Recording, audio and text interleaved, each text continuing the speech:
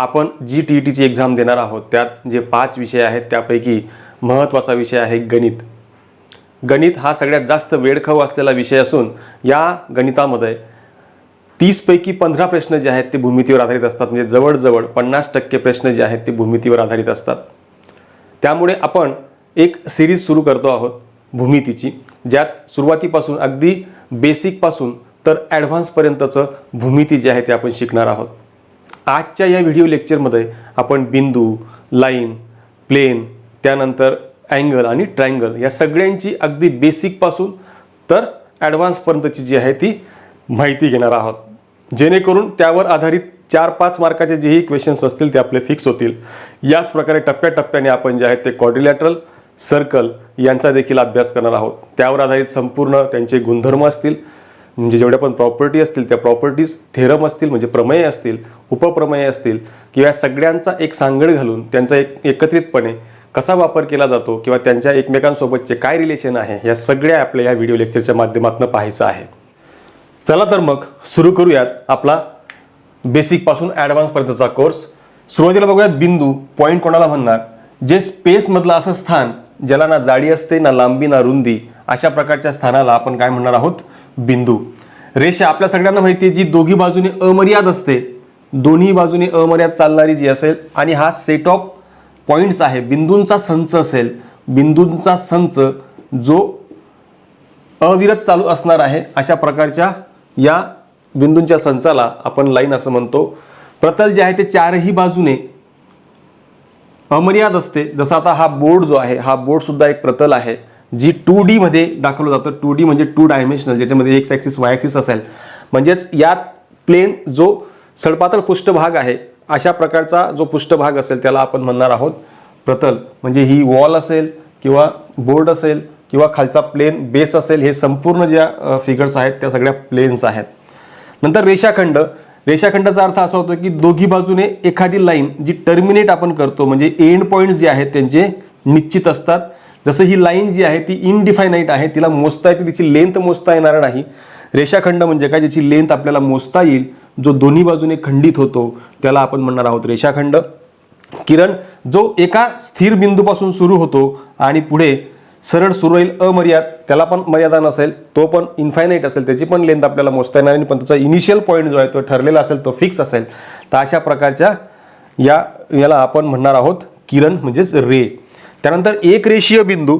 या ठिकाणी समजा 3 बिंदू मी काढले आणि हे 3 बिंदू दिसत आहेत वेगवेगळ्या ठिकाणी. जर समजा हे 2 बिंदू, तर कुठलीही एक लक्षात ठेवण्यासारखी गोष्ट अशी की कुठल्याही 2 बिंदूंपासून एक लाईन जाईलच 100%. परंतु तिसरा बिंदू जो आहे तो त्या लाईनवरती जर असेल तर त्यावेळेला आपण त्या 3 बिंदूंना जे आहे ते एक रेषीय बिंदू असं म्हणणार आहोत. त्याला आपण म्हणूयात एक रेषीय बिंदू. आणि याच्या उलट जर कुठलेही 3 बिंदू मी काढले आणि ते जर एका रेषेवर नसतील, म्हणजेच ते ट्रायंगल फॉर्म करत असतील, तर अशा प्रकारच्या बिंदूंना आपण नैक रेषीय बिंदू असं म्हणतोय. हे अतिशय बेसिक आहे, याला पटकन आपण घेण्याचा प्रयत्न करतोय, परंतु ह्या बेसिकचा आधार घेऊन पुढचे भरपूर टॉपिक जे आहेत ते आपल्याला कामी येणार आहेत. त्यामुळे हे अतिशय बेसिक जरी वाटत असलं तरी यानंतर याचा जो वापर आहे, या शब्दांची जी ओळख आहे ती आपल्याला पुढच्या टॉपिकांमध्ये कामी येणार आहे. पुढचा आहे रेषांमधील भौमितिक संबंध. या रेषांमधील एकमेकांसोबत काय संबंध आहे तो संबंध सुद्धा आपल्याला शिकायचा आहे. तो माहिती असणं आवश्यक आहे, कारण ज्यावेळेला आपण थेरम शिकणार किंवा त्यांचे करोलरीज आपल्याकडे असतील, त्यांच्या एकमेकांसोबतचं रिलेशन जे आहे ते मांडण्याकरता आपल्याला यांची गरज भासते. त्यामुळे छेदणाऱ्या रेषा म्हणजे काय? ज्या एकमेकांना इंटरसेक्ट करतात, म्हणजेच एकमेकांना छेदतात. या ठिकाणी ज्या एकमेकांना छेदल्यावर एकाच पॉईंटमध्ये छेदत होत असतात तर त्या पॉईंटला आपण म्हणणार पॉईंट ऑफ इंटरसेक्शन. याला आपण पॉईंट ऑफ इंटरसेक्शन म्हणणार. आणि हा एकच पॉईंट असणार आहे. त्या 2 लाईन राहू शकतात, 2 सेगमेंट पण राहू शकतात, 2 रेज सुद्धा राहू शकतात.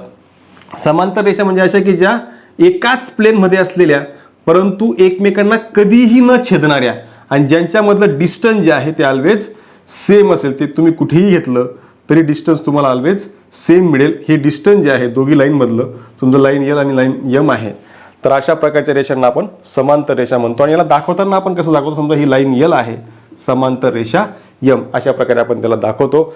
लंब रेषा, परपेंडिक्युलर लाईन्स. एखादी लाईन असेल आणि तिला जर दुसरी लाईन इंटरसेक्ट करत असेल राईट अँगलमध्ये म्हणजे 90 डिग्रीच्या अँगलमध्ये जर ती इंटरसेक्ट करत असेल तर अशा वेळेला आपण समजा ही लाईन एल आणि ही लाईन एम आहे, तर याला आपण म्हणू शकतो की एल परपेंडिक्युलर टू एम. या प्रकारे आपण त्याला दाखवू शकतो सिम्बॉलिकली. आणि या ठिकाणी अँगल तयार होतो 90 डिग्रीचा, तेव्हा तो परपेंडिक्युलर असं म्हटलं जाईल. नंतर संपाती रेषा 3 किंवा 3पेक्षा जास्त रेषा, 3 किंवा 3पेक्षा जास्त रेषा ज्या आहेत त्या जर एकाच पॉईंटमधून जात असतील तर या सगळ्या रेषा ज्या आहेत, या 4 ज्या रेषा मी आता काढल्या आहेत, 3 किंवा 3पेक्षा जास्त, 5, 6, 7, 8, 10 काही राहू शकतात, तर त्या सगळ्या एकाच पॉईंटमध्ये जर इंटरसेक्ट करत असतील तर अशा वेळेला त्या पॉईंटला आपण म्हणतो पॉईंट ऑफ कॉन्क्युरन्स, एक संपाती, पॉईंट ऑफ कॉन्क्युरन्स किंवा मराठीमध्ये एक संपाती बिंदू. आणि त्या रेषांना आपण म्हणतो संपाती रेषा किंवा कॉन्क्युरंट लाईन्स. पुढचं बघूयात. यानंतर छेदिका, जिला आपण ट्रान्सव्हर्सल लाईन असं म्हणतो, म्हणजे कुठल्याही 2 लाईन असतील आणि त्यांना जर एखादी लाईन, दोन्ही लाईनला एकच लाईन जर त्या ठिकाणी कट करत असेल तर त्या लाईनला आपण म्हणतो छेदिका किंवा ट्रान्सव्हर्सल. या 2 लाईनींची ही ट्रान्सव्हर्सल आहे. जर ही एल असेल, ही एम असेल आणि ही समजा एन असेल, तर ही जी लाईन आहे त्या 2 लाईनला जी आहे ती ट्रान्सफर करते, म्हणजे त्याला छेदिका म्हणतात. त्यानंतर कोन आणि कोनांचे प्रकार. कोन आपल्याला एक फिक्स बिंदू असेल आणि त्या फिक्स बिंदूपासून जर 2 रे निघत असतील, म्हणजे ते रे असे असतील की ते त्यांचा इनिशियल पॉईंट म्हणजे स्टार्टिंग पॉईंट जो आहे तो दोघींचा सेम असेल, तर अशा वेळेला तयार झालेला जो काही असेल त्याला आपण अँगल म्हणतो. आणि हा अँगल आपण थिटाने दाखवतो. त्यात हा जो आपला आर्म आहे पहिला, याला आपण इनिशियल आर्म म्हणतो. आणि हा इकडचा टर्मिनल. जर याला डायरेक्शन द्यायची असेल तर, जर तो डायरेक्टेड अँगल असेल म्हणजे इकडनं त्याची डायरेक्शन असेल, ही समजा अशी अँटी क्लॉकवाईज डायरेक्शन असेल तर तो पॉझिटिव्ह अँगल असतो. जर अँटी क्लॉकवाईज असेल तर तो पॉझिटिव्ह अँगल तयार होतो. आणि जर क्लॉकवाईज डायरेक्शन असेल तर अशाला तो निगेटिव्ह अँगल तयार होतो. हे आपण बेसिकमध्ये पाहणार आहोत. आणि हा ओ या ठिकाणी त्यांचा व्हर्टेक्स जो आहे तो कॉमन असणार आहे आणि तो अराउंड ओ हे अँगल फिरतात. म्हणजे जिथे समजा ए असेल, इथे समजा बी असेल, तर अराउंड ओ म्हणजे याचा काय अर्थ होतोय, ही ओ ए जी आहे ती फिक्स आहे, इनिशियल आर्म आहे आणि हा रोटेट होतोय असा या टाईपने. म्हणून या ठिकाणी रोटेट होऊन इथपर्यंत आला की ते जे काही माप त्याने घेतलेलं आहे, जेवढं अंतर त्याने कापलेलं आहे, त्याला आपण अँगल म्हणतो. ते थिटा रेडियनमध्ये किंवा मेजरमेंट त्याचं जे आहे ते डिग्रीमध्ये आपण दाखवतो. पुढे लघुकोन त्रिकोण.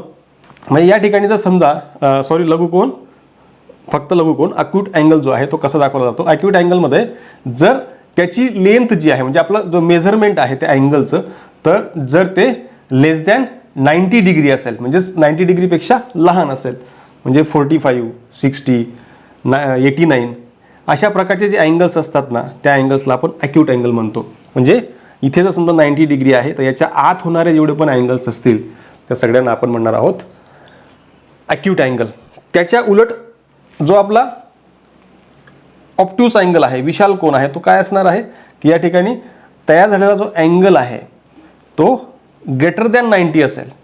म्हणजे अँगल जो आहे तो ग्रेटर दॅन 90 डिग्री असेल, इथे लेस दॅन 90 डिग्री असेल, म्हणजे लेस दॅन 90 डिग्री आणि हा ग्रेटर दॅन 90 डिग्री. म्हणजे 90 डिग्रीपेक्षा जर तो मोठा असेल असं त्याचा अर्थ होतोय. हा थिटा जो आहे तो 90 पेक्षा मोठा असेल. म्हणजे हा जो अँगल आहे तो जर अबो 90 डिग्री म्हणजे 90 पेक्षा मोठा, मग काय येऊ शकतो, 100 येऊ शकतो, 110, 120 अप टू 180 पर्यंत तो येऊ शकतो. त्याला आपण म्हणणार विशाल कोन किंवा ऑप्ट्यूस अँगल. नंतर आहे काटकोन. काटकोन काय असेल की एक्झॅक्टली जो अँगल तयार होतो आहे तो 90 डिग्री तयार होत असेल आणि त्याला आपण या प्रकारे दाखवतो 90 डिग्री अँगल. याला म्हणणार आपण राईट अँगल या पद्धतीने. नंतर सरळ कोन काय असेल, स्ट्रेट अँगल. ज्या ठिकाणी तयार झालेले दोन, आता बघा हे रे जे ते ऑपोजिट असतील, या पॉईंटला ते ऑपोजिट रे तयार होतील आणि संपूर्ण हा जो अँगल आहे तो हाफ अँगल म्हणजेच हाफ रोटेशन ते होतं एका पूर्ण याचं. तयार झालेला जो अँगल असेल त्याला आपण म्हणणार स्ट्रेट अँगल. नंतर पूर्ण कोन काय असेल, कम्प्लीट अँगल. हे रोटेशन जे आहे ते समजा इथून सुरू झालं, हा आपला इनिशियल आर्म आहे आणि हा रोटेट होत होत परत त्याच जागेवरती आला, म्हणजे पूर्ण रोटेशन होऊन तयार झालेला जो अँगल असतो आपला कम्प्लीट अँगल तो असतो 360 डिग्रीचा. त्याला आपण म्हणणार कम्प्लीट अँगल. त्यानंतर कोणांच्या जोड्या आणि त्यांचे संबंध आपल्याला बघायचे आहेत, म्हणजे अँगल पेअर्स अँड रिलेशन्स. छेदिकेमुळे तयार होणारे कोण जे आहेत ते आपल्याला पाहायचे. छेदिके, आता आपण छेदिका शिकलो. छेदिका म्हणजे काय, दोन लाईन असतील त्यांना एक छेदिका जी आहे ती इंटरसेक्ट करत असतील म्हणजेच छेदते, त्याला आपण छेदिका असं म्हणतो. असंच जर समजा दोन लाईन ह्या एकमेकींना पॅरलल असतील आणि एक तिसरी लाईन जी त्यांना छेदत असेल म्हणजे ही छेदिका तिला आपण म्हणणार. म्हणजे यल आणि यम या छेदिकेमुळे भरपूर जोड्या तयार होतात बघा. या ठिकाणी ही एक जोडी तयार होते आहे, ही एक जोडी तयार होते आहे, ही एक जोडी तयार होते आहे. म्हणजेच अशा 3 ते 4 जोड्या त्या ठिकाणी तयार होतात. त्यांची पण आपल्याला जी आहे ती माहिती घ्यायची आहे. त्या छेदिकेमुळे जे काही कोणांचे पेअर तयार होत आहेत ते आपल्याला बघायचे आहेत बघा. आता जसं आता हे विक्रम कोण आहे म्हणजेच अल्टरनेट अँगल्स आहेत. आता जसं दोन लाईन ह्या पॅरलल असतील आणि त्यांना एक ट्रान्सव्हर्सल जी आहे ती त्यातनं जात असेल दोघी लाईनमधून, तर तयार झालेले जे अँगल्स आहेत, आता बघा कोणता अँगल, आता हा या ठिकाणी झेड बनतोय बघा असा असा, आणि हा अँगल आणि हा अँगल, हे दोन अँगलची जी पेअर आहे ती म्हणजे असणार आहे आपले अल्टरनेट अँगल. जसं आता आपल्याला नावं द्यायची असतील, समजा हा या ठिकाणी अँगल याला आपण ए म्हणूयात आणि याला आपण बी म्हणूयात, तर angle A equal to angle B असणार आहे. त्यानंतर अजून एक जोडी त्या ठिकाणी तयार होते, ती जोडी ही आहे बघा, ही तयार होते आहे. हे दोघी जोडी जी आहे ती सुद्धा समजा याला आपण सी म्हणूयात, हा सी आणि हा डी असेल, तर या ठिकाणी अँगल सी आणि अँगल डी सुद्धा हे कॉन्ग्रुएंट किंवा इक्वल असतील. आणि ह्या ज्या जोड्या तयार होतात या जोड्यांनाच आपण म्हणतो अल्टरनेट अँगल्स.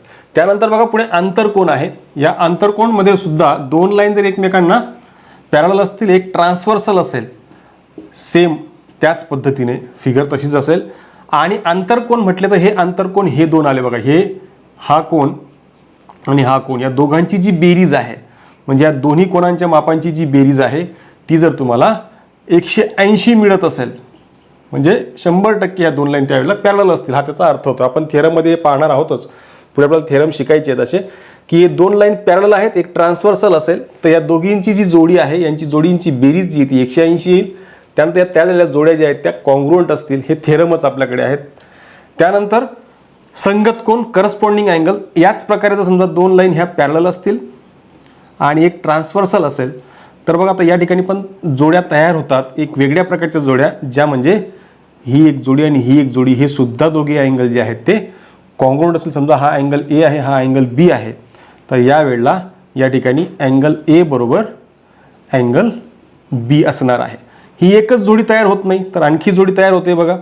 ही एक जोडी तयार होते, हा अँगल आणि हा अँगल, हा सुद्धा त्या ठिकाणी कॉन्ग्रुएंट असेल. त्यानंतर हा अँगल आणि हा अँगल सुद्धा या ठिकाणी कॉन्ग्रुएंट असेल. या ठिकाणी हे बघा, हे दोघे अँगल सुद्धा कॉन्ग्रुएंट असतील. शिवाय हा अँगल आणि हा अँगल सुद्धा हे करस्पॉन्डिंग अँगल, या ठिकाणी 4 जोड्या तयार होतात करस्पॉन्डिंग अँगलच्या, संगत कोन आपण त्यांना म्हणतो. ह्या 3 गोष्टी ज्या आहेत त्या एका छेदिकीमुळे आपल्याला कामी येतात. शिवाय त्यासोबतच दोन लाईन जर एकमेकांना इंटरसेक्ट करत असतील तर या ठिकाणी विरुद्ध कोणांची जोडी तयार होते, ती व्हर्टिकली ऑपोजिट त्याला आपण म्हणतो. हा एक अँगल, हा एक अँगल, हा आणि हा, यांना आपण व्हर्टिकली ऑपोजिट अँगल असं म्हणतो. तर ह्या जोड्या सुद्धा तयार होतात, त्यांना आपण म्हणतो विरुद्ध कोन, व्हर्टिकली ऑपोजिट अँगल. नंतर अजून काही इतर महत्त्वाच्या कोणांच्या जोड्या आहेत, ज्यात कोटी कोन आहे, पूरक कोन आहे, रेषी जोडीतील कोन आहे. ज्यात कोटी कोन काय असणार आहे, कोटी कोन म्हणजे असे दोन अँगल, समजा अँगल ए आणि अँगल बी असेल, त्या दोघांची जर बेरीज 90 डिग्री येत असेल तर अशा वेळेला आपण त्याला काय म्हणणार आहोत, कोटी कोन किंवा कॉम्प्लिमेंटरी अँगल. दोघींची बेरीज, कुठलेही दोन अँगल असतील त्यांची जर बेरीज त्या ठिकाणी 90 डिग्री आली त्याला आपण कोटी कोन म्हणतो. हे जर दोघी अँगलची जी बेरीज आहे, म्हणजे दोघी अँगलची सम जी आहे ती जर समजा 180 डिग्री येत असेल तर अशा वेळेला त्याला आपण म्हणणार आहोत पूरक कोन म्हणजेच सप्लिमेंटरी अँगल्स.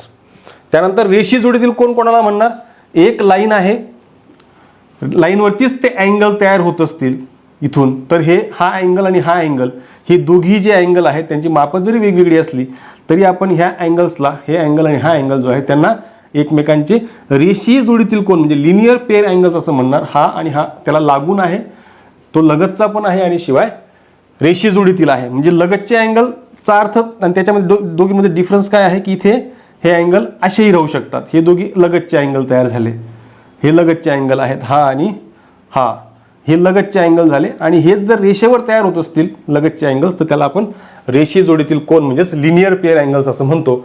या दोघींमध्ये एक छोटासा डिफरन्स आहे बघा, करस्पॉन्डिंग अँगल आणि हे, याला बऱ्याच जणांची जम्बलिंग होते, ती जम्बलिंग होऊ देऊ नका. की हा लगतचा कोन म्हणजे लागून असेल ज्याचा शिरोबिंदू एकच असेल, परंतु त्यांनी विभागलेला भाग जो आहे, ज्यांनी जो व्यापलेला भाग आहे तो वेगवेगळा असेल, अशा वेळेला आपण त्याला लगतचे कोन किंवा ॲडजेसंट अँगल असं म्हणतो.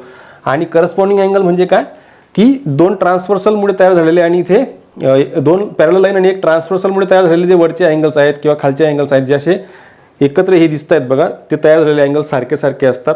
ही त्या ठिकाणी जोडी असेल संगत कोनांची.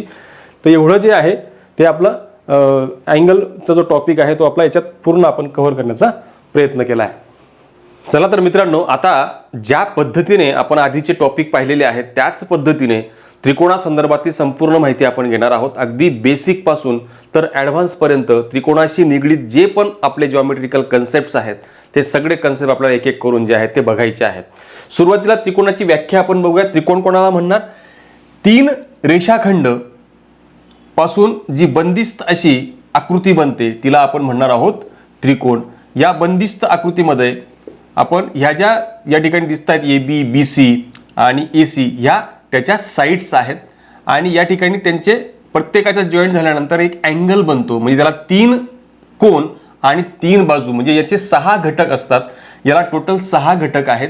त्याच्यामध्ये 3 कोन आणि 3 बाजू असे आपल्याला टोटल 6 घटक त्याचे मिळतात. मग त्यातले आपल्याला वेगवेगळ्या प्रकारचे उदाहरणांमध्ये काही घटक दिले असतात, काही काढायचे असतात. अशा आपण प्रकारचे उदाहरणं जी आहेत त्यात तुम्हाला परीक्षेला विचारले जातात. सोबतच या ठिकाणी जे एका ठिकाणी दोन रेषाखंड जॉईंट होतात त्याला आपण म्हणणार आहोत व्हर्टेक्स. हे असतं व्हर्टेक्स म्हणजेच मराठीमध्ये शिरोबिंदू. या ठिकाणी शिरोबिंदू त्याला म्हटलं जातं. एवढी सोपी आणि छोटीशी त्याची व्याख्या आहे. त्याला आपण त्रिकोण म्हणतो. 3 कोन म्हणजेच त्रिकोण. त्यानंतर त्रिकोणाचे प्रकार पडतात. Types of triangles. ट्रायंगलचे जे टाइप्स आहेत ते बाजूंच्या आधारावर आणि कोणांच्या आधारावर अशा 2 प्रकार त्याचे प्रकार पडतात. मग त्या बाजूंवर आधारित जे आहेत म्हणजे साईडचा वापर करून त्यात 3 प्रकार त्याचे आहेत. ABC जे लिहिले आहेत बघा. एक समभुज त्रिकोण म्हणजे ज्याच्या सगळ्या बाजू समान आहेत, कारण आपण या ठिकाणी बाजूऐवजी भुजा असा देखील शब्द वापरला जातो. म्हणून समभुज त्रिकोण किंवा इक्विलॅटरल ट्रायंगल इंग्रजीमध्ये. म्हणजेच त्याच्या तिघही बाजू ज्या आहेत त्या जर इक्वल असतील, तिघी बाजू इक्वल असतील म्हणजेच ही आणि ही तिघी बाजू इक्वल असतील तर अशा प्रकारचा जो त्रिकोण असतो त्या त्रिकोणाला आपण समभुज त्रिकोण असं म्हणतो, इक्विलॅटरल ट्रायंगल असं म्हणतोय.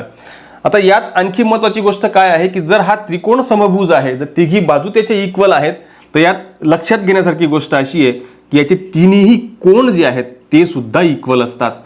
म्हणजे प्रत्येक कोन हा 60 अंश डिग्रीचा असतो. आता सगळ्यात महत्त्वाची गोष्ट हीच आहे की उदाहरणांमध्ये अशा प्रकारचं काही ना काही एक छोटे मोठे टॉपिक जे ते वापरले जातात आणि त्यांचा त्या ठिकाणी यूज होतो आणि त्या ऐन वेळेला आपल्याला आठवत नाही. त्यामुळे हे सगळे कन्सेप्ट डोक्यामध्ये असणं गरजेचं आहे. जर तो समभुज त्रिकोण आहे तर तो समकोन त्रिकोण सुद्धा आहे. म्हणजेच काय, त्याचे कोन सुद्धा समान असतात. त्याला आपण समकोन त्रिकोण असं म्हणतो.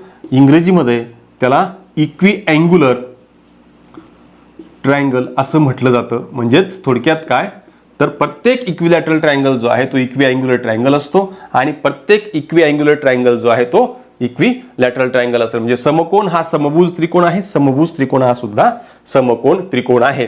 त्यानंतर पुढचा आहे समद्विभुज त्रिकोण. इथे द्वि आलेला आहे म्हणजे 2 भुजा असं त्याचा अर्थ होतोय. म्हणजे कुठल्या तरी 2 भुजा त्याच्या जर इक्वल असतील, समजा आपण असं मानूयात की इकडे ही आणि ही भुजा इक्वल आहे, तर अशा प्रकारचा जो त्रिकोण असतो त्या त्रिकोणाला आपण म्हणतो समद्विभुज त्रिकोण. याचा प्रमेय आहे. काय प्रमेय आहे? ज्याची समान बाजू जे असतात ना, एकरूप बाजू, त्याच्या एकरूप बाजू समोरील जे कोन आहेत ते सुद्धा एकरूप असतात. हा त्याचा गुणधर्म आहे. समद्विभुज त्रिकोणाचा प्रमेय त्याला आपण म्हटलं जातं.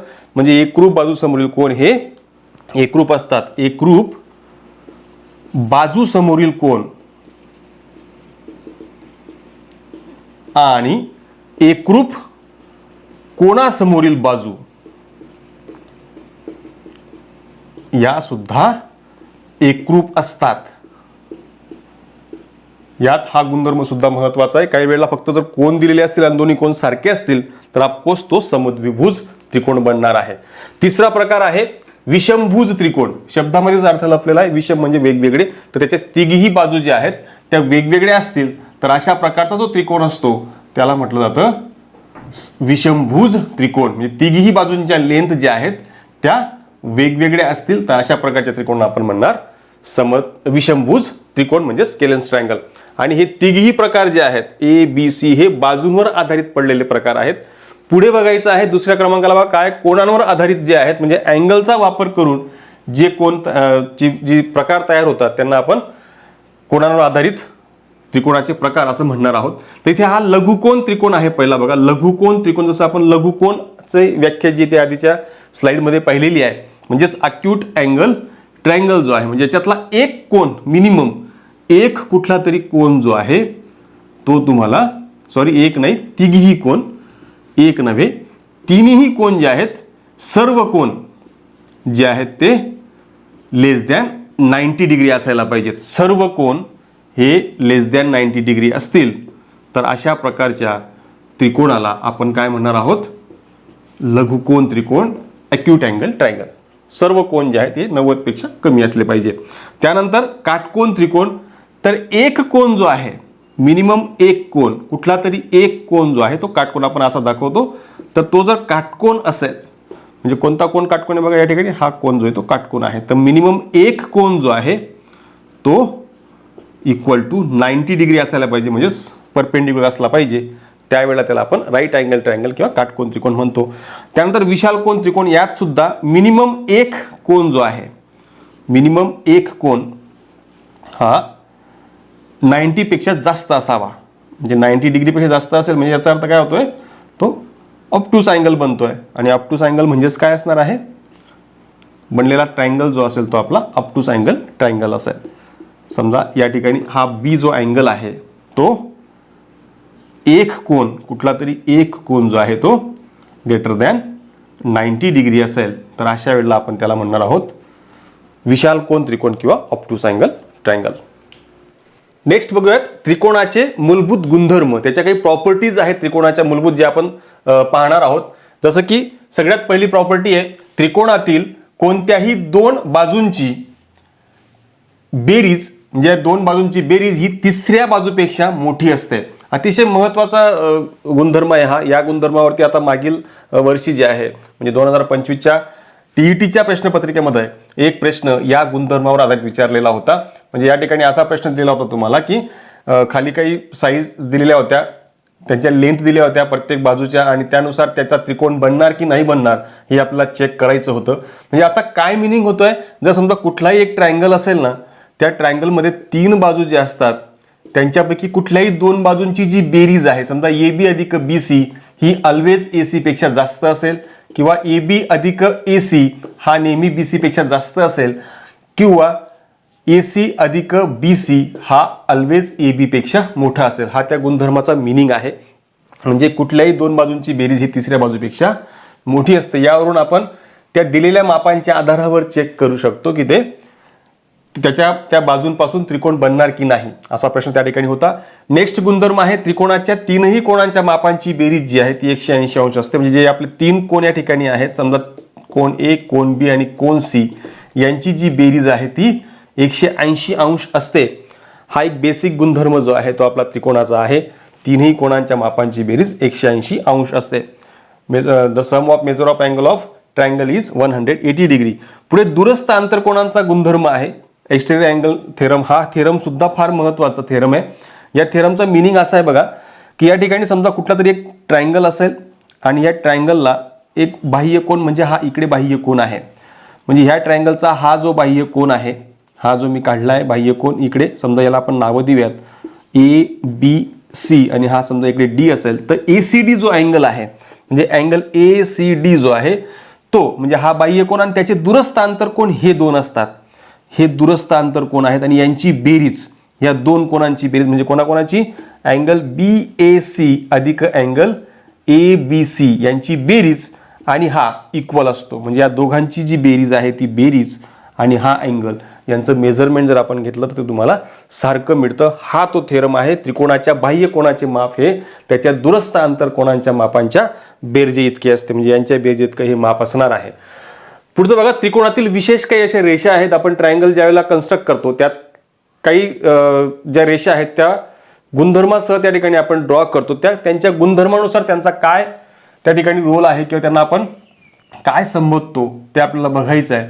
समजा हा एक ट्रायंगल आहे आणि या ट्रायंगलमध्ये समजा मी या ठिकाणी हा ट्रायंगल ABC काढला आणि या ट्रायंगलमध्ये मी मध्यगा घेतोय. म्हणजे काय, मध्यगाचा काय अर्थ होतोय, मीडियन म्हणजे काय, एका व्हर्टेक्स पासून निघून समोरची जी साईड आहे तिचे दोन इक्वल भागामध्ये जे डिव्हाइड करते त्याला आपण म्हणतो मध्यगा किंवा मीडियन. म्हणजे ही या इथून निघालेली आहे आणि समोरच्या साईडचे दोन समान भाग करते. तर या A व्हर्टेक्स पासून निघून हे BC चे समान दोन भाग केले, तसं ही B पासून निघून समजा AC चे दोन समान भाग केले आणि ही C पासून निघून समान तिचे भाग केले. इथे तुम्हाला समजा P असे भाग केले तर इथे ह्या ज्या दोन भाग समान होत आहेत त्यामुळे त्यांचा तो मिड पॉइंट बनतोय.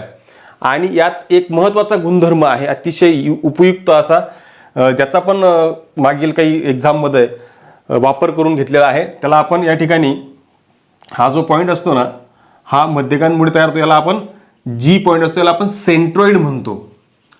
सेंट्रॉइड याला म्हटलं जातं. आणि हा जो पॉईंट आहे ह्या लाईनीला 2:1 या रेशोमध्ये डिव्हाइड करतं. 2:1 हा फार महत्त्वाचा गुणधर्म आहे. म्हणजे जर समजा ही लेंथ तुमची 4 असेल तर ही लेंथ जी आहे ती 2 असणार आहे. ही 10 असेल तर ही 5 असेल. हे प्रत्येकाच्या ठिकाणी लागू होत आहे. इकडे हा PC जो मीडियन आहे, BN मीडियन आहे, यांना पण तेच लागू होईल. जर ही लेंथ तुमची 4 असेल तर ही लेंथ तुमची 2च असणार आहे. समजा ही लेंथ 10 असेल तर ही लेंथ तुमची 5 असणार आहे. म्हणजे 2:1 या रेशोमध्ये या मीडियन एकमेकांना डिव्हाइड करतात. हा अतिशय महत्त्वपूर्ण असा गुणधर्म जो आपण पुढे त्याचे थेरम पण शिकणार आहोतच. पुढे हा बघा, लंबदुभाजक. लंबदुभाजक कोणाला म्हणणार, एखादा ट्रायंगल असेल आणि त्या ट्रायंगलला जर आपल्याला तिघी साईडला लंबदुभाजक काढायचं, म्हणजे कसं काय, दुभाजक पण आहे आणि लंब पण आहे. म्हणजे या प्रकारचा जो असेल, या प्रकारे जो त्या साईडचे दोन समान भाग करतो आणि शिवाय त्या साईडला तो परपेंडिक्युलर पण असतो, त्याला आपण म्हणतो लंबदुभाजक. त्याला आपण लंबदुभाजक म्हणणार आहोत. पुढे आहे कोण दुभाजक. कुठलाही ट्रायंगल असेल आणि त्या ट्रायंगलच्या अँगल पासून, हे बघा इथे दोन समान भाग आपण केले तर या ठिकाणी हा जो ही जी रे आहे काढलेली मी, तर यात ही रे म्हणजेच काय असणार आहे, त्याचा कोण दुभाजक. असे आपण प्रत्येक साईडचे कोण दुभाजक काढू शकतो. इकडनं हा इकडे, इकडनं हा इकडे. आणि या सगळ्यांचे गुणधर्म आणि प्रॉपर्टीज ह्या पण आपण टप्प्याटप्प्याने पाहणार आहोतच. कोण दुभाजकचा फक्त पहिले मिनिंग समजून घेऊयात, त्यानंतर मग यांच्यापासून जे थेरम बनतात ते पण आपल्याला पाहायचे. जसं आता हा दिसतो या ठिकाणी, इथून हा इथे नाही, हा इथून असा परपेंडिक्युलर असेल आणि हा इकडनं या लाईनसाठी हा परपेंडिक्युलर असेल बायसेक्टर. तर या ठिकाणी एक पॉईंट त्यांचा बनतो, इथे एक पॉईंट बनतो, इथे एक पॉईंट बनतो.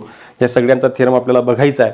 त्यानंतर शिरोलंब म्हणजे अल्टिट्यूड. अल्टिट्यूड म्हणजे काय, तर या ठिकाणी कुठलाही एक ट्रायंगल असेल आणि त्या ट्रायंगलच्या व्हर्टेक्स पासून, म्हणजे थोडक्यात ती त्याची उंची असते, दुसरं तिसरं काहीच नसून ती ट्रायंगलची उंची असेल, एका व्हर्टेक्स पासून समोरच्या साईडवरती आपण जो परपेंडिक्युलर टाकतो त्याला आपण म्हणतो शिरोलंब म्हणजेच अल्टिट्यूड.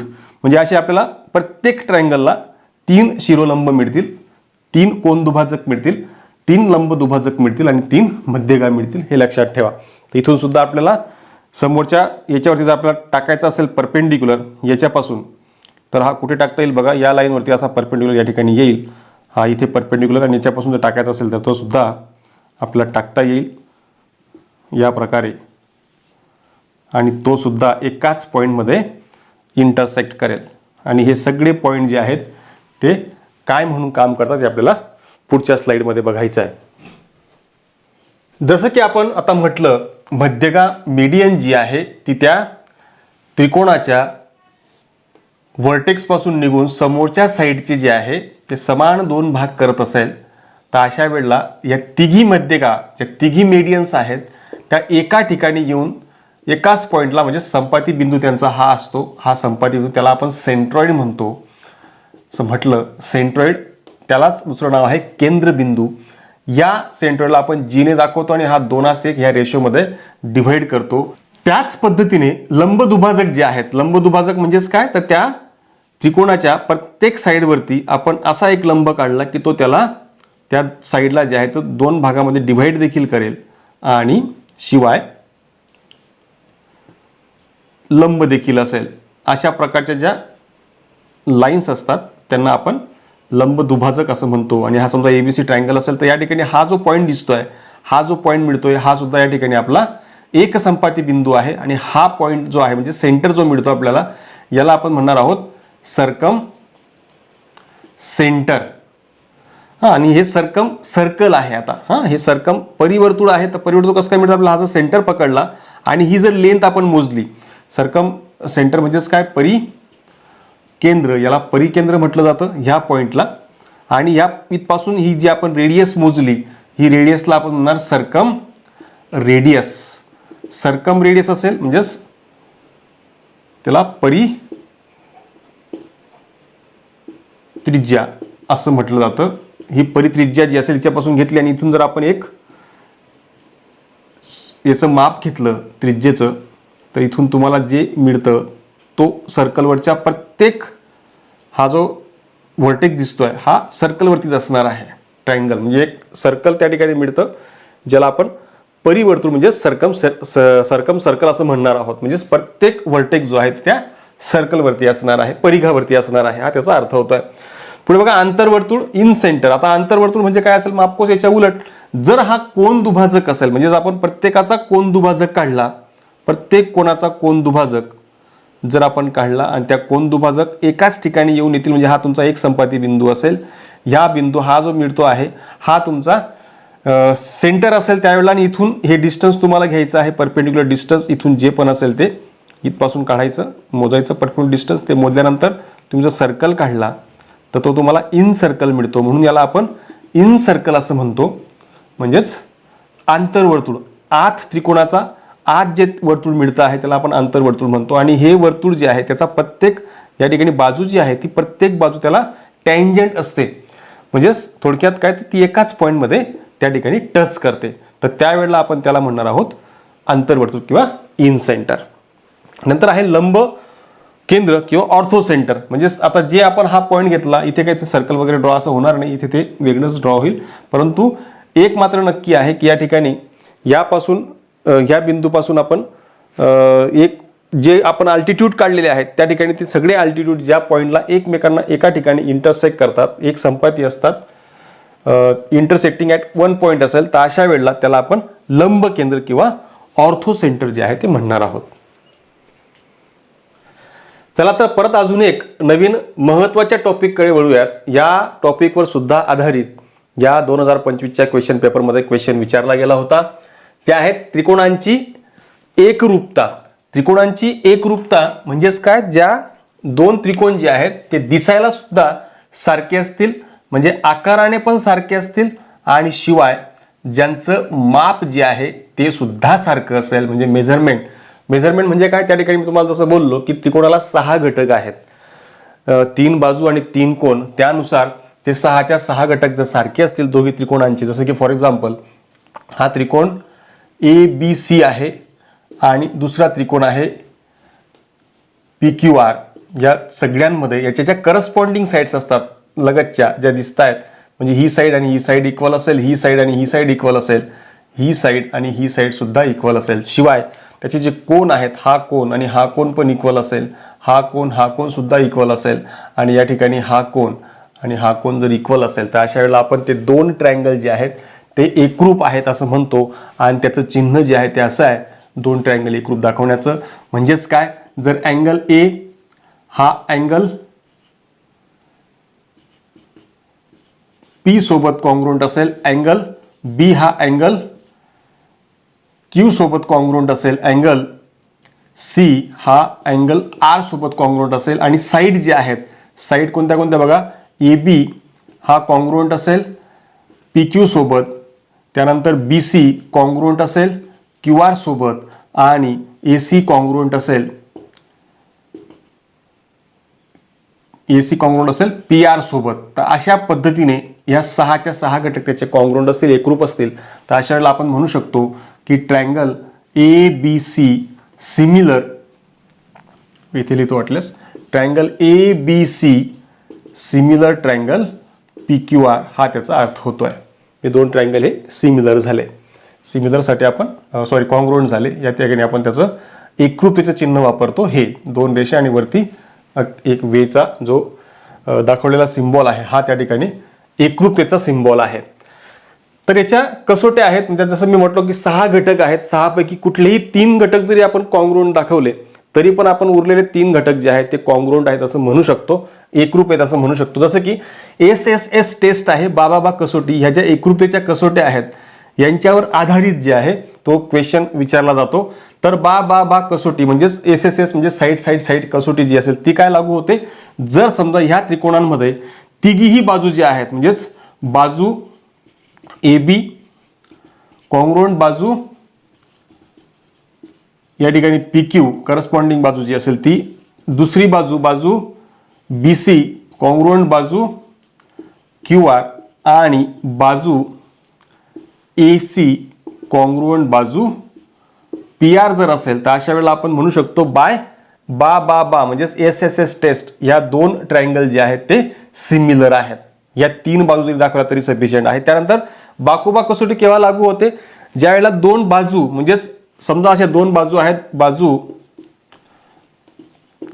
बाजू AB आणि इकडे त्याची करस्पॉन्डिंग बाजू जी आहे ती बाजू PQ असेल, त्यांच्या मधला कोन, आता बघा इथे हा मधला कोन हा समजा हा कोन सारखा असेल ABC म्हणजेच कोन ABC हा कॉन्ग्रुएंट असेल कोन PQR सोबत, आणि तिसरी बाजू तिला लागून असलेली म्हणजे या दोन बाजू त्यांच्या मधला कोन हा जर त्या ठिकाणी कॉन्ग्रुएंट असेल आणि ही बाजू जी आता बाजू BC आणि बाजू करस्पॉन्डिंग बाजू इकडे QR आहे म्हणजेच दोन बाजू त्यांच्या मधला कोन, दोन बाजू आणि त्यांच्या मधला कोन जर कॉन्ग्रुएंट असेल तर अशा वेळेला आपण बाकोबा टेस्ट म्हणजेच SAS टेस्ट या टेस्टनुसार जे आहे ते आपण म्हणू शकतो की ते दोन ट्रायंगल जे आहेत ते सिमिलर आहेत, कॉन्ग्रुएंट आहेत. Triangle ABC congruent triangle PQR असं आपण म्हणू शकतो.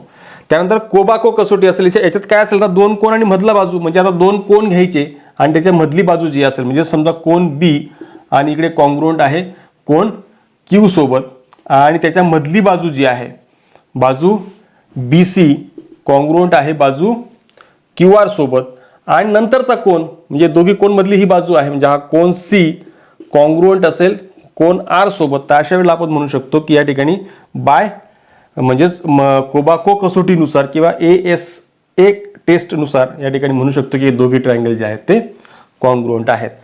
नंतर अतिशय महत्त्वाची ही पण आहे एक, ही जी कसोटी आहे ती फक्त राईट अँगल ट्रायंगललाच लागू होते. जर तो राईट अँगल ट्रायंगल असेल तर आणि तरच आपण त्या ठिकाणी ही कर्णभुजा कसोटी म्हणजेच RHS म्हणजेच राईट अँगल हायपोटेनियस साईड, एक हायपोटेनियस घ्यावा लागतो आणि एक राईट अँगल जर असेल दिलेला तर हायपोटेनियस जर त्यांचे इक्वल असतील, हे दोघे हायपोटेनियस म्हणजे हायपोटेनियस त्या ट्रायंगलचा यांची लेंथ इक्वल असेल, राईट अँगल असेल आणि कुठली पण एक बाजू जर त्याची कॉन्ग्रुएंट दिलेली असेल म्हणजेच त्यानुसार आपण म्हणू शकतो की कर्णभुजा कसोटीनुसार म्हणजे एक कर्ण आणि एक दोन बाजू फक्त थोडक्यात त्याच्यामध्ये आहेत, एक पण त्यातला एक कर्ण असावा आणि एक कुठली तरी बाजू असावी असं असेल तर आपण म्हणू शकतो की दोघीही ट्रायंगल जे आहेत ते कॉन्ग्रुएंट आहेत. त्यावेळेला तिला म्हणतात कर्णभुजा कसोटी किंवा RHS म्हणजेच राईट अँगल हायपोटेनियस साईड. एक राईट अँगल घ्यायचा आणि दोन साईड घ्यायचे आहेत, त्याच्यापैकी एक हायपोटेनियस असणं आवश्यक आहे. तर अशा वेळेला आपण म्हणू शकतो की ते कर्णभुजा कसोटीनुसार कॉन्ग्रुएंट आहेत. नेक्स्ट पुढे पाहूया त्रिकोणाची समरूपता. आता आपल्याला सिमिलॅरिटी बघायची आहे. सिमिलॅरिटी आणि याच्यामध्ये काय फरक आहे, इथे आकार आणि माप दोघी सारखे असतात, इथे मात्र आकार सारखा दिसतो, दिसायला त्यांचं आकारमान सारखं दिसतं परंतु त्यांची साईज जी आहे म्हणजे माप जे आहे ते वेगवेगळं असेल, समजा लहान मोठे असे दिसतील. या प्रकारचे दोन ट्रायंगल जे असतील अशा दोन प्रकार ट्रायंगलच्या सिमिलॅरिटीबद्दल आपण या ठिकाणी विचार करणार आहोत. तर ती सिमिलॅरिटी कशी असेल की त्यांचं दिसायला आकार सेम असेल परंतु साईज लहान मोठी होऊन जाईल. अशा प्रकारच्या दोन ट्रायंगलला आपण सिमिलर आहेत असं म्हणू शकतो. मग यात काय गुणधर्म होऊ शकतात याचे पॉसिबल जे गुणधर्म आहेत ते असे की अँगल संदर्भात सेम आहे कारण अँगल चेंज होणार नाही म्हणून इथे अँगल सेम असतील. Angle A congruent angle P असेल, angle B congruent angle B Q असेल आणि angle C congruent angle R असेल, म्हणजे अँगल संदर्भात सेम असणार आहे, अँगलच्यात काही बदल होणार नाही. परंतु बाजू संदर्भात इथे कन्सेप्ट वेगळा आहे. बाजूंचा कन्सेप्ट असा आहे की याचे जे करस्पॉन्डिंग साईड्स असतात, म्हणजे याची करस्पॉन्डिंग साईड जी आहे ती ही आहे आणि ही इकडे करस्पॉन्डिंग साईड आहे, ही दुसरी करस्पॉन्डिंग साईड आहे आणि ही तिसरी करस्पॉन्डिंग साईड आहे. ह्या कॉन्ग्रुएंट नसतात. मी फक्त साईड इंडिकेट करतोय, ह्या कॉन्ग्रुएंट नसतात. तर यांच्या संदर्भात इथे मात्र एक कन्सेप्ट वेगळा आहे की इथे त्यांच्या साईडचा जो रेशो आहे, म्हणजे गुणोत्तर, म्हणजेच करस्पॉन्डिंग साईडचं जे गुणोत्तर, इथे याची करस्पॉन्डिंग साईड म्हणजे ए बी, याची पी क्यू, करस्पॉन्डिंग साईडचं गुणोत्तर जे आहे ते तुम्हाला सारखं मिळतं, म्हणजेच त्यांचा रेशो सारखा असतो. अशा वेळेला आपण ते दोन ट्रायंगल जे आहेत ते सिमिलर आहेत. सिमिलरचं साईन फक्त एवढं आहे, म्हणजे या ठिकाणी याचा असा अर्थ होतोय की triangle A B C similar triangle P Q R. म्हणजे याच्यामध्ये पण काय घटक आले बघा, साईडचा रेशो हा एक घटक आला आणि त्रिकोणांच्या ते मापा आहेत ते जर सारखे असतील तर मग याच्यात पण आपले कसोट्या पडतात, टेस्ट आहेत त्याच्या सुद्धा. याच्या समरूपतेच्या ज्या कसोट्या आहेत त्यामध्ये एकच टेस्ट जी आहे ती आपली ही सारखी असेल, किंवा ही कोको जी आपण म्हणतोय ए टेस्ट, ही याला पण लागू होते. याला जरी आपण नुसती ए टेस्ट म्हटली कुठली तरी त्या ठिकाणी आपण ते दोन ट्रायंगल जे आहेत ते कॉन्ग्रुएंट सिमिलर जे आहेत ते आपण म्हणू शकतो. फक्त दोन अँगल जरी दाखवले तरी सफिशियंट असतं, 3 दाखवायला पाहिजे असं काही नाहीये. परंतु याच्यामध्ये ते का लागू होत नाही, कारण इथे मी तुम्हाला जसं म्हटलो की साईज त्यांची लहान मोठी झाली तरीही अँगल बदलणार नाहीत, अँगल तेच असतात. म्हणून ही जी समरूपतेची कसोटी आहे पहिल्या क्रमांकाची, ही याच्यामध्ये लागू होत नाही. म्हणून इथे काय होणार की लहान मोठी साईज जी आहे त्याच्यापैकी फक्त आपल्याला काय पाहिजे, त्यांचे जे करस्पॉन्डिंग अँगल्स आहेत ते करस्पॉन्डिंग अँगल जरी या ठिकाणी कॉन्ग्रुएंट असले तरी आपण असं म्हणू शकतो की हे दोन ट्रायंगल जे आहेत ते सिमिलर आहेत. म्हणजे जेव्हा फक्त 3 अँगलचा वापर होतो तेव्हा तो ए टेस्ट असं म्हटलं जाईल, किंवा 2 जरी अँगल दाखवले आपण सफिशियंट आहे, कारण त्रिकोण तिन्ही कोणाच्या मापांची बेरीज 180 अंश असते, तर तिसरा कोण जो तो ऑटोमॅटिकली सारखा येऊन जाणार आहे. पुढचा आहे बाकुबा कसोटी, म्हणजेच SAS टेस्ट. याच्यामध्ये काय असणार आहे की त्यांचे जे बाजू आहेत करस्पॉन्डिंग साईड्स, त्या बाजूंच्या मधला अँगल, म्हणजे त्या बाजू ज्या आहेत त्यांचा रेशो इक्वल असेल आणि त्यांच्या मधला अँगल तो कॉन्ग्रुएंट असेल. जसं की फॉर एक्झाम्पल बघा, या वरील फिगरमध्ये ए बी आणि पी क्यू ह्या त्याच्या करस्पॉन्डिंग साईड्स आहेत आणि बी आर आणि बी सी आणि इकडे क्यू आर या त्याच्या करस्पॉन्डिंग साईड्स आहेत, आणि त्यांच्या आतला अँगल, त्या दोघींमध्ये येणारा अँगल जर कॉन्ग्रुएंट असेल. बघा इथे काय, हे लक्षात घेण्यासारखी गोष्ट आहे की इथे याप्रमाणे नाही, हे लक्षात घ्या. जरी नाव त्याचं बाकोबा असलं, इथे जरी बाकोबा असलं तरी सेम नाही. इथे मात्र त्यांच्या ज्या बाजू आहेत त्यांचे रेशो इक्वल असले पाहिजे आणि त्यांच्या आतील अँगल जो आहे तो मात्र कॉन्ग्रुएंट असला पाहिजे. तर अशा वेळेला आपण म्हणू शकतो इथे दोन ट्रायंगल जे आहेत ते सिमिलर आहेत. त्यानंतर बाबाबा कसोटी, इथे काय असेल, आता इथे सुद्धा आपल्याकडे बाबाबा कसोटी आहे, परंतु ही आणि ही सिमिलर नाही. तर इथे काय करायला लागणार तुम्हाला, इथे बाजूंचा रेशो इक्वल दाखवावा लागणार. म्हणजेच त्यांच्या दोघी बाजूंच्या करस्पॉन्डिंग ज्या बाजू आहेत, लगतच्या ज्या बाजू आहेत, त्या दोघींचा गुणोत्तर घ्यायचं. ते गुणोत्तरांचं माप जर सारखं आलं तर अशा वेळेला आपण म्हणू शकतो की तो ट्रायंगल ABC आणि ट्रायंगल PQR जो आहे तो सिमिलर आहे. पुढे समरूप त्रिकोणांचे काही गुणधर्म आहेत, काही प्रॉपर्टीज आहेत, त्या बघूयात. दोन त्रिकोण समरूप असले, म्हणजे आपण आता जस्ट पाहिलं आहे की कुठलेही दोन त्रिकोण जे आहेत ते जर समरूप असतील, हे समरूपतेचं चिन्ह आहे, समरूप असतील तर त्याच्यात काय काय गोष्टी लागू होतात. एक पहिली सगळ्यात महत्त्वाची गोष्ट अशी आहे की यांचे जे करस्पॉन्डिंग साईड्स आहेत AB PQ, इकडे BC QR, हे आपण आता जस्ट पाहिलंय AC अपॉन PR, हा रेशो सारखा असेल. शिवाय त्यासोबतच त्यांचे जे करस्पॉन्डिंग अँगल आहेत ते सुद्धा इक्वल असणार आहेत किंवा कॉन्ग्रुएंट असणार आहेत. हे आपण आता जस्ट पाहिलं आहे, ते आपण थोडंसं फास्ट घेऊयात. ओके. त्यानंतर जर कुठलेही दोन त्रिकोण जे आहेत ते समरूप असतील तर अशा वेळेला आणखी एक गोष्ट होते की त्यांच्या एरियांचा जो रेशो आहे, ratio of area of triangle ABC and triangle PQR, यांच्या एरियांचा जो रेशो आहे तो त्यांच्या करस्पॉन्डिंग ज्या साईड्स आहेत त्या साईडच्या स्क्वेअरच्या रेशो इतका असतो. म्हणजेच काय, AB square upon PQ square. Corresponding side ही याची ही साईड आहे, तर AB square upon PQ square येईल. शिवाय दुसऱ्या जरी साईड्स आहेत corresponding BC square upon QR square, ह्या सुद्धा इक्वल असतील. आणि लास्ट जी साईड आहे AC square upon PR square, हे सुद्धा इक्वल असणार आहेत. असा तो थेरमचा मिनिंग आहे. म्हणजे दोन ट्रायंगल सिमिलर असतील तर त्यांच्या एरिया संदर्भातला हा एक कन्सेप्ट आहे. आणि अजून एक कन्सेप्ट आहे त्यांच्या एरिया संदर्भातला, तो आपण पुढे बघणार आहोत. त्यानंतर याचा मूलभूत गुणोत्तराचे प्रमेय आहे म्हणजे बेसिक प्रोपोर्शनॅलिटी थेरम आहे, ज्याला शॉर्टमध्ये आपण BPT म्हणतो.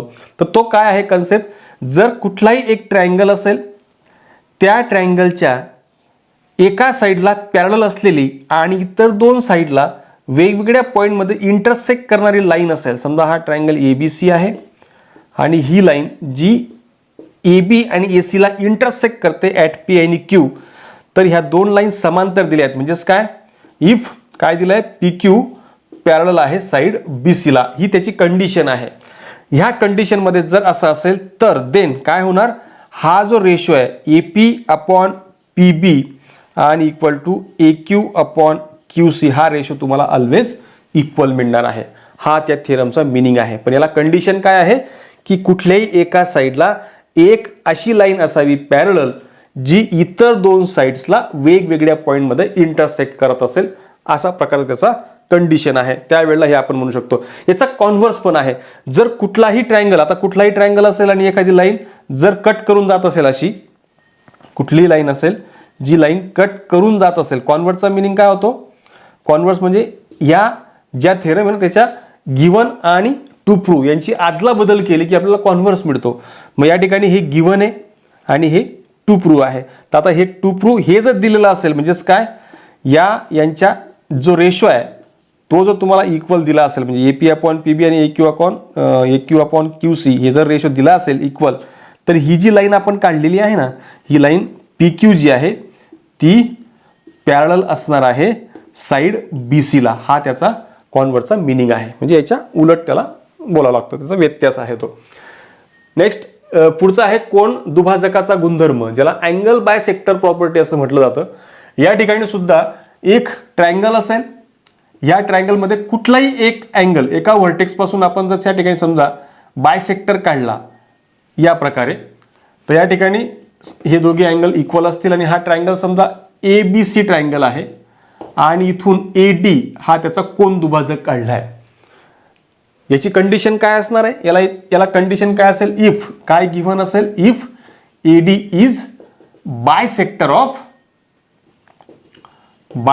ऑफ म्हणजे कोन दुभाजक येतो कोणाचा, ऑफ अँगल BAC. जर तो BAC चा कोन दुभाजक असेल आणि तो D या ठिकाणी छेदत असेल, तर अशा वेळेला AB म्हणजे रेशो कोणता बघा, AB/AC म्हणजे या ज्या उर्वरित दोन साइड्स आहेत त्यांचा रेशो जो आहे तो इथे ज्याचे दोन तुकडे झालेत ना ते समान असतीलच असं नाहीये. तर त्या दोन तुकड्यांचा रेशो आणि ह्या दोन साइडचा रेशो हा तुम्हाला ऑलवेज इक्वल मिळणार आहे, असा तो थेरम आहे. ऑफकोर्स याला पण या प्रकारचा दिलेला असेल अँगल, तो बायसेक्टर आहे की नाही आपल्याला माहित नसेल, तर याचा कॉन्व्हर्स त्याचा तोच प्रूफ होईल. म्हणजेच काय, जर हा रेशो इक्वल आला तर समजायचं की हा जो कोन आहे तो हा जो सेगमेंट आहे किंवा लाईन आहे या BAC चा दुभाजक आहे, म्हणजेच बायसेक्टर आहे असं आपण म्हणू शकतो. पुढचं बघा, तीन समांतर रेषा आणि छेदिका. दोन छेदिका असतील, तीन समांतर रेषा असतील आणि दोन छेदिका अशा छेदत असतील आणि समजा या छेदतायत त्या ठिकाणी समजा ABC आणि PQR असे ते पॉईंट आहेत, छेदण्याचे पॉईंट जे त्यांचे आहेत ते आपण असे मानूयात. हा त्याची कंडिशन आहे. काय कंडिशन आहे की या ठिकाणी समजा ही line L, line M, line N ह्या तिघी लाईन ज्या आहेत त्या पॅरलल असतील. Line L parallel line M parallel line N, ह्या तिघी लाईन पॅरलल असतील आणि ह्या दोन ट्रान्सव्हर्सल्स असतील. त्या ट्रान्सव्हर्सलला आपण समजा काय नाव देऊ शकतो आपण यांना, K आणि M असं नाव देऊन देऊयात. तर या ठिकाणी या दोन ट्रान्सव्हर्सल्स आहेत M अँड K, ह्या दोघी काय आहेत, ट्रान्सव्हर्सल्स. तर अशा वेळेला त्या कंडिशननुसार काय होणार माहिती आहे, तर इथे यांचा जो रेशो आहे AB/BC इक्वल टू PQ/QR असणार आहे, असा त्या थेरमचा मिनिंग आहे. तीन लाईन पॅरलल, दोन ट्रान्सव्हर्सल त्या वेगवेगळ्या पॉईंटमध्ये इंटरसेक्ट करत असतील, तर AB/BC इक्वल टू PQ/QR असणार आहे. हा तो थेरम आहे. नेक्स्ट, त्रिकोणाच्या क्षेत्रफळांचे गुणोत्तर. जसं आता इथे आपण हा एक कन्सेप्ट आहे, पण ह्या कन्सेप्टला कंडिशन काय आहे की ते दोन ट्रायंगल जे आहेत ते सिमिलर असले पाहिजे. परंतु ह्या कन्सेप्टला काय, एनी टू ट्रायंगल्स, कुठलेही दोन ट्रायंगल्स, तिथे कुठल्याही प्रकारचं बंधन नाही. कुठल्याही दोन ट्रायंगलचा ते सिमिलर नसले पाहिजे याची गरज नाही. ते वेगवेगळे जरी राहिले कुठलेही तरी चालणार आहे. त्या दोन ट्रायंगल्सला फक्त इथे एक परपेंडिक्युलर काढायचं आहे, म्हणजे हाईट काढायची आहे. समजा हा ट्रायंगल ABC आहे आणि हा ट्रायंगल PQR आहे आणि या ठिकाणी हाईट काढली आपण समजा M आणि या ठिकाणी n, या प्रकारे. तर असे दोन कुठलेही ट्रायंगल असतील तर त्या दोन ट्रायंगलच्या एरियांचा रेशो जो आहे, दोन ट्रायंगल ABC आणि ट्रायंगल PQR यांचा जो रेशो आहे तो ऑलवेज तुम्हाला कसा मिळणार बघा, त्याच्या ज्या करस्पॉन्डिंग आता हाईट आहे आणि करस्पॉन्डिंग जो बेस आहे, म्हणजे हाईट आणि बेस यांचा दोघींचा गुणाकार, म्हणजेच काय AM किंवा आपण आधी बेसिक घेऊयात, बेस BM त्याचा बेस BC बेस, त्याला मल्टिप्लाय त्याची हाईट AM आणि डिवाइड बाय त्याच दुसरा जो ट्रायंगल असेल PQR त्याचा जो बेस आहे तो QR आणि त्याला मल्टिप्लाय त्याची हाईट PN. म्हणजेच काय, दोन कोणत्याही ट्रायंगलच्या एरियांचा रेशो जो आहे तो त्याच्या करस्पॉन्डिंग साईडच्या करस्पॉन्डिंग बेस आणि हाईट यांच्या प्रॉडक्टच्या गुणाकाराच्या, म्हणजेच गुणाकाराच्या रेशो इतका, गुणोत्तरा इतका असतो, असा आपण त्या थिअरमचा मिनिंग म्हणू शकतो. अतिशय महत्त्वाचे पॉईंट आहेत हे, आणि या सगळ्या पॉईंटचा जर तुम्ही आधार घेतला तर ऑफकोर्स TETला जे आहे ते तुमचे 5 ते 6 मार्क जे आहेत ते फिक्स होणार आहेत. आणखी काही महत्त्वाचे प्रमेय जे आहेत ते आपल्याला पाहायचे आहेत, ज्यात जॉमेट्रिक मीन थेरम आहे. जॉमेट्रिक मीन थेरम काय आहे की या ठिकाणी समजा एक काटकोन त्रिकोण असेल, जे राईट अँगल ट्रायंगल असेल, आणि त्या राईट अँगल ट्रायंगलमध्ये राईट अँगलच्या पासूनच समोरच्या साईडवरती समजा एक परपेंडिक्युलर काढला असेल. समजा हा ट्रायंगल ABC आहे आणि समोर असा BD त्याच्यावर परपेंडिक्युलर टाकला आहे, तर हा थेरम काय सांगतो की हा BD स्क्वेअर जो आहे, म्हणजे हा टाकलेला जो अल्टिट्यूड आहे B पासून, म्हणजेच राईट अँगल पासून टाकलेला हा राईट अँगल असावा इथून, म्हणजे अँगल B हा राईट अँगल ट्रायंगल आहे. राईट अँगल ट्रायंगल बनल्यानंतर हा त्याच्यावर टाकलेला अल्टिट्यूड असेल BD हा AC वर म्हणजे हायपोटेनियसवर परपेंडिक्युलर असेल, तर अशा वेळेला BD स्क्वेअर जो आहे तो AC मल्टिप्लाय बाय DC, म्हणजे AD मल्टिप्लाय बाय DC हा तो थेरम आहे. त्याला आपण जॉमेट्रिक मीन थेरम असं म्हणतो. नेक्स्ट आहे पायथागोरस थेरम. हा आपला फेमसच आहे नेहमीचा. तर हा अतिशय सोपा आहे की एक राईट अँगल ट्रायंगल असेल, राईट अँगल ट्रायंगलमध्ये समजा हा ABC राईट अँगल ट्रायंगल आहे, आणि त्याच्या समोरचा हा हायपोटेनियस, याला आपण हायपोटेनियस म्हणतो, आणि ह्या इतर दोन साईड्स आहेत, म्हणजे हायपोटेनियसचा जो स्क्वेअर आहे म्हणजेच कर्णाचा वर्ग, म्हणजे कर्ण म्हणजे काय इथे AC स्क्वेअर, हा कसा असेल त्याच्या इतर ज्या दोन साईड्स आहेत त्यांच्या स्क्वेअरच्या सम इतका असतो, असा आपला पायथागोरस थेरम आहे. कुठलाही राईट अँगल ट्रायंगल असेल त्याच्या हायपोटेनियसचा स्क्वेअर म्हणजे कर्णाचा वर्ग हा इतर दोन बाजूंच्या वर्गांच्या बेरजे इतका असतो, असा तो थेरम आहे. याचा कॉन्व्हर्स पण आहे. या थेरमचा जो कॉन्व्हर्स आहे तो अतिशय महत्त्वाचा आहे, इम्पॉर्टंट आहे. याचा यूज बऱ्याचदा होतो, बऱ्याचदा याच्यावरती स्पर्धा परीक्षांना क्वेश्चन्स विचारले जातात. काय असू शकतं त्याचा कॉन्व्हर्स? एक कुठलाही ट्रायंगल असेल जो राईट अँगल ट्रायंगल आहे आपल्याला माहिती नाही, कुठलाही ट्रायंगल असेल समजा PQR ट्रायंगल असेल, आणि त्याची जी मोठी बाजू आहे त्याच्यात जी सगळ्यात मोठी बाजू असेल म्हणजेच PR ही या ठिकाणी मोठी बाजू दिसते, तिचा स्क्वेअर जर काढला आणि इतर दोन साईड जे आहेत त्यांचा जर स्क्वेअर काढला आणि त्यांची सम केली, म्हणजेच दोन साईड त्यांच्या स्क्वेअरची सम आणि एक तिसरी मोठी साईड जी असेल ते जर दोघी इक्वल आले तर याचा असा अर्थ होतो की या ठिकाणी हा त्रिकोण जो आहे, त्रिकोण PQR हा इज राईट अँगल ट्रायंगल असेल, हा काटकोन त्रिकोण असेल, हा त्याचा अर्थ होतो कॉन्व्हर्सचा. इथे काय कंडिशन आहे? इथे फक्त एक अँगल तुम्हाला कुठला तरी 90 डिग्री असावा, तर त्याच्या कर्णाचा वर्ग हा इतर दोन बाजूंच्या वर्गांच्या बेरजे इतका असतो, असा प्रमेय. पुढे आहे अपोलोनियसचे थेरम. आता बघा अपोलोनियसचा जो प्रमेय आहे, या प्रमेयाचा कंडिशन काय आहे की एक ट्रायंगल आहे आणि त्या ट्रायंगलमध्ये एक मीडियन आहे, ही एक त्याची कंडिशन आहे. अँगल आणि त्याच्यात एक मीडियन. समजा हा ट्रायंगल जो आहे तो ABC आहे आणि ही मीडियन आपण काढली ती समजा AM आहे. तर हा थेरम काय सांगतो आपल्याला? या थेरमचा स्टेटमेंट काय आहे? AB स्क्वेअर म्हणजे ही साईड या दोघांच्या स्क्वेअरची सम घ्यायची, AB square plus AC square. नंतर जी मीडियन आपण काढली आहे, इथे कंडिशन एकच आहे की AM ही काय मीडियन आहे, म्हणजे M हा काय झाला मिड पॉईंट झाला, म्हणून इथे 2 टाइम्स AM स्क्वेअर प्लस या दोघींपैकी एक तुकडा कुठलाही घ्या, कारण हे दोघी सेम आहेत BM आणि MC, तर इथे 2 टाइम्स BM स्क्वेअर हे स्टेटमेंट आहे अपोलोनियसच्या थेरमचं. म्हणजेच या इतर दोन साईडच्या स्क्वेअरची सम आणि ह्या मीडियनचा 2 टाइम्स AM स्क्वेअर आणि या दोघींपैकी कुठला तरी एक घ्या, म्हणजे आम्ही BM घेतला तर BMचा स्क्वेअर हा 2 टाइम्स या दोघांची सम घेतली की तुम्हाला अपोलोनियसचा थेरम जो आहे तो मिळतं, याचं स्टेटमेंट मिळतं. पुढे आपण लास्ट टॉपिककडे वळतो आहोत, तो आहे त्रिकोणाचे क्षेत्रफळ. त्रिकोणाचे क्षेत्रफळ म्हणजे एरिया ऑफ ट्रायंगल जो आहे तो आपल्याला एक बेसिक फॉर्म्युला सगळ्यांना माहिती आहे. कुठलाही त्रिकोण असेल, त्रिकोणाचं क्षेत्रफळ जे आहे त्याचा एक बेसिक फॉर्म्युला आपल्या सगळ्यांकडे आहे, 1/2 गुणिले पाया गुणिले उंची, म्हणजेच काय 1/2 इंटू बेस इंटू हाईट. हा फॉर्म्युला जो आहे तो आपला रेग्युलर कुठल्याही ट्रायंगलसाठी आहे, ज्याच्यात आपल्याकडे जर हाईट असेल म्हणजेच त्याचा उंची असेल आपल्याकडे, तर आपण त्या ट्रायंगलचा एरिया जो आहे तो या फॉर्म्युल्याने काढू शकतो आणि बेस पण आपल्याकडे असायला पाहिजे.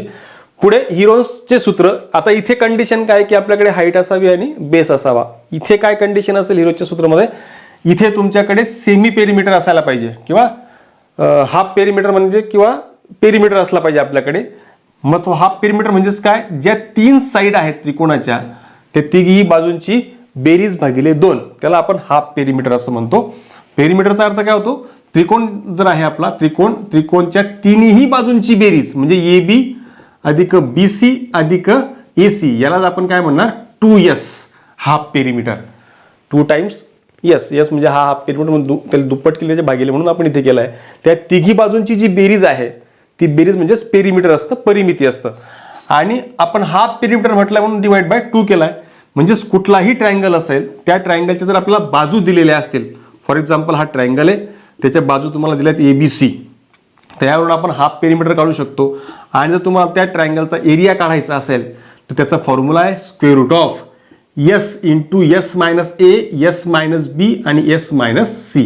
म्हणजे हा फॉर्म्युला कसा तयार झाला की या ठिकाणी S काय असणार आहे, हाफ पेरिमीटर म्हणजे तिघी बाजूंची बेरीज भागिले 2, आणि ते S मायनस A म्हणजे एका बाजूचा S मधून एक बाजू मायनस करायची, S मधून दुसरी बाजू मायनस करा, S मधून तिसरी बाजू मायनस करा, तिघींचा गुणाकार आणि याचा गुणाकार करा आणि मग त्याचं स्क्वेअर रूट काढलं की तुम्हाला त्या ट्रायंगलचा एरिया मिळतो.